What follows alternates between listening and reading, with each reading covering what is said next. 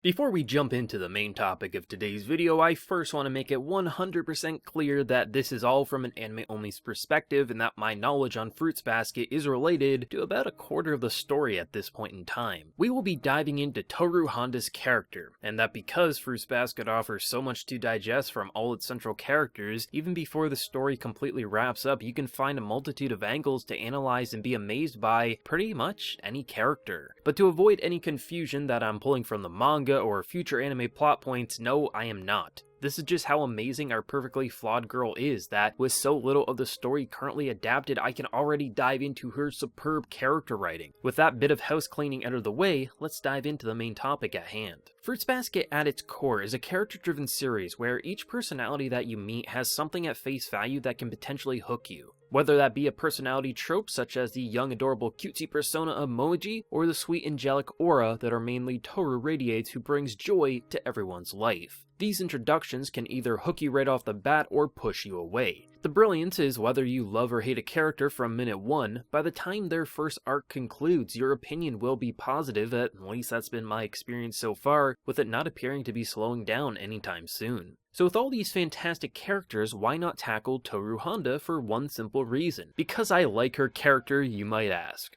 I do, but that isn't why. Because she is the lead character then. She is indeed, but once again, no. The reason is because some truly gloss over what makes her so perfectly flawed in the best possible way, and those who call her flawless really disrespect why Tohru is stunning with her characterization from such an early stage and how it continues to evolve over the story with each passing episode. At surface level, you could explain Tohru as being too nice, and in most authors' hands, that's all she would be. Too nice, gets roped into poor situations, and little to no growth. However, the author Natsuki Takia and Studio TMS Entertainment are better than this. Many times characters can be misrepresented because someone never read the source material and they are just judging something early on. But as an anime original, the big reason I was hooked early on to this story was because of the depth to its central character, so I feel as if no one should be labeling Tohru in such a shallow light. The term Mary Sue is something you'll see a lot of in today's internet climate, which sadly is a term that used to have meaning for a perfect and idolized character that most of the time was used for wish fulfillment for the author, but now gets slapped on any and all characters in anime with a pretty face. Now don't get me wrong, typically with someone such as Tohru, I would expect a shallow focal character to be the reason plot points occur and nothing of actual depth would surround her. But Tohru is fantastic because of how broken she actually is. Not simple issues that a hug from a boy she thinks is cute will fix. Deep emotional scars and a troubled mind not letting her be able to put herself first, which in result can and will spiral her life out of control. Niceness is generally a trait someone wants to have, but those with a cracked or shattered heart will allow that niceness to take hold and disregard their own well-being for others, as you need to be nice to those around you even if it hurts yourself, whether you recognize this is happening or not. Now this is the more accurate definition to who Tohru is rather than just being too nice for her own good like you might see her passed off as on the internet. A lot of the situations Tohru gets wrapped into are what you'd expect from a shoujo. However, nothing just stays at face value and always has some layer of depth to help elevate it into something memorable. Tohru lost both of her parents, which that early on is a solid introduction to this bubbly girl we will be following. What naturally should come to the viewer's mind is something like this cheerful girl who lost her parents naturally should have some demons in her closet. It'd be different if she never knew them, but very early on you learn how recent her mother passed away, so that thought should go out the window. With later into the first season you get more information about her father, who will be touched upon later. Now a year or two later could allow you to smile throughout your day, sure, but to never show any signs of weakness shouldn't be possible unless one was truly broken, especially seen by her original living arrangements. Before you really even know what kind of show Fruits Basket really wants to be, you most likely will have some sort of image in mind. For myself, seeing a poster with a bunch of pretty boys and one female, my thought was, oh, bland characters, lots of romantic routes, and rather than characterization, we will get what personality she likes better. That, however, is not what Fruits Basket is. Romance, sure, many potential routes, sure, but the romance is one of the least important aspects. Your focus is always on the person, not the shallowness, such as who should date who. Which is why when you see poor Tohru living in the wilderness, working herself to the bone with no family in sight, for myself I immediately let this predetermined image leave my mind as I question what kind of character she actually was. She clearly was a hard worker, misses her mother, but just smiles throughout any form of hell she is forced to endure. How and why can this happen? She works herself to the point of dangerous exhaustion, and if it wasn't for the Soma family family bringing her in, not only would her condition have worsened, she literally would have died due to her tent being destroyed by a natural disaster shortly after their kind deed. Now in most stories that would be a lucky coincidence, oh she didn't hurt herself because of these nice boys. But from episode 1 the story tells you that this character looks after herself so poorly that the smile she wears as armor is the most dangerous weapon pointed towards her heart. Everyone deals with grief in different ways. For myself, I personally don't enjoy discussing negative feelings. I'd rather people not notice I am upset because someone saying why are you sad won't fix my issues. Really only certain people can you open up to. For Tohru, who is naturally a nice person, when the people she loves the most are gone, her thought is how she doesn't want to burden others and potentially lose any more that she cares for. She's also oblivious to what's happening around her quite a bit, whether it be simple moments from her childhood of being made fun of and her assuming nothing cruel was actually being said, to ignoring how she deserves happiness, not just others surrounding her.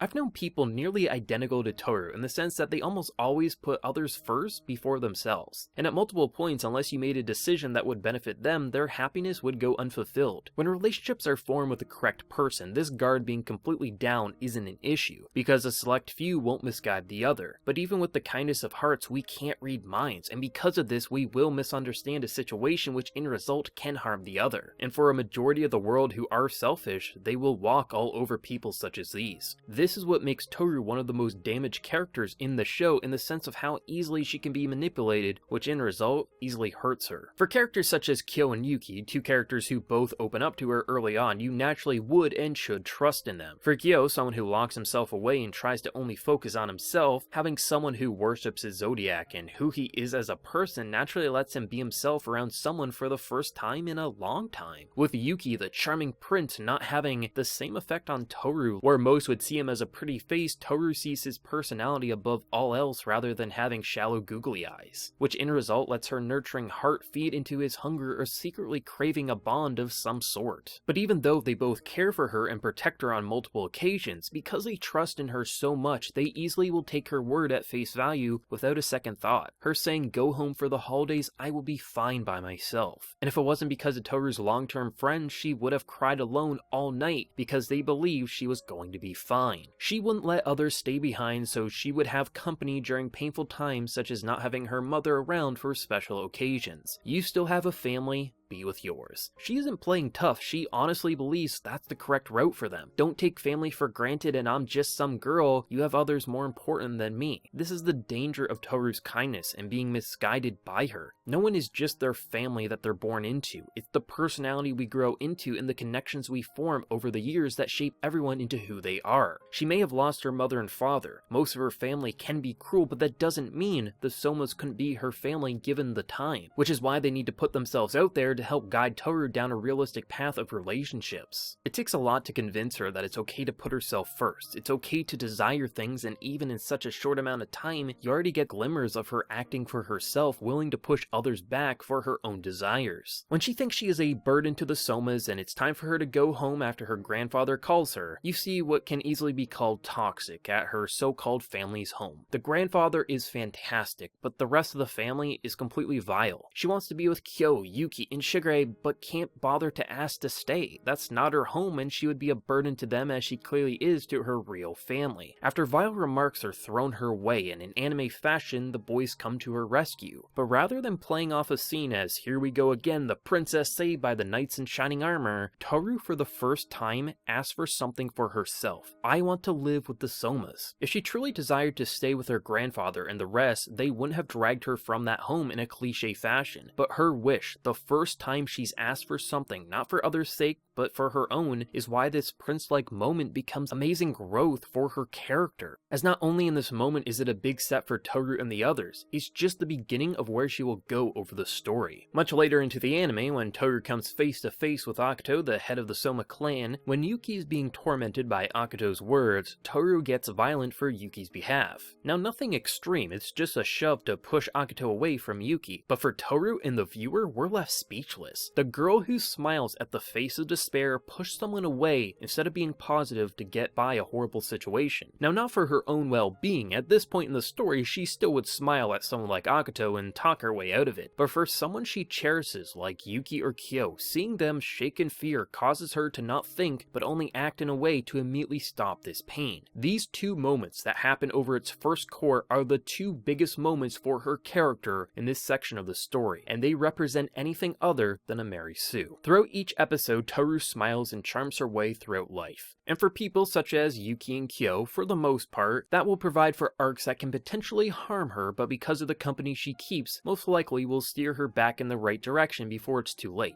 But even if they have good intentions, they can't read minds, and sometimes that means help will come too little and too late. But for others such as Akito and Shigure, who have no problem manipulating others for their own desires, you fear what the future will hold. A lot of Tohru's actions early on don't make a whole lot of sense, and naturally you will associate them as just being something anime for the sake of it. But one of the best examples early on is how when people get sick, she seemingly is incredibly worked up over a simple illness such as the common cold or flu. They're generally funny and charming scenes early on, seeing poor Tohru care for her new family and the reactions to having someone look after them with such grace. But much later on you learn how her father died when she was a young girl. A common cold turned to pneumonia, which in result took his life and ripped a father and husband away from his family. Tohru may not even recognize why she does everything that she does throughout her days, but for those around her, they quickly take notice and it redirects their actions towards Tohru in subtle but noticeable ways. For her, illness can be deadly very quickly, and she needs to care for you so nothing bad will happen. For the Somas, they may want to push back in the early stages, but the more they learn about her, the more willing they are to allow Tohru to have this comfort that she seeks, even if for them it's no big deal. Tohru Honda is the type of character I rarely enjoy from all the anime I've seen up to this point, as this style of character usually is just a bland nice girl who gets saved, doesn't learn, and then gets a boyfriend by the end, or just stays having a potential harem cause screw character development, am I right? But Fruits Basket isn't a story where by the end you appreciate her. No, damn it, you appreciate her from episode 1. And if by some unlucky turn of events you think she is a perfect character, nearly every episode the anime beats you over the head, such as Wile E. Coyote getting hit over the head over and over trying to get the Roadrunner, saying, hey man, she is just as broken as these boys with supernatural curses. But her pain is the result of life dealing her the worst poker hand imaginable. Rather than letting potential romantic routes be the main focus, that's just a detour that you'll take every so often throughout the story. The main road you follow, even if Tohru isn't in the spotlight, because she is the only one to truly let the Somas be themselves, she allows herself to naturally be a part of the others' lives. That because she wants the others to be happy, she can help them, but in result, they can help her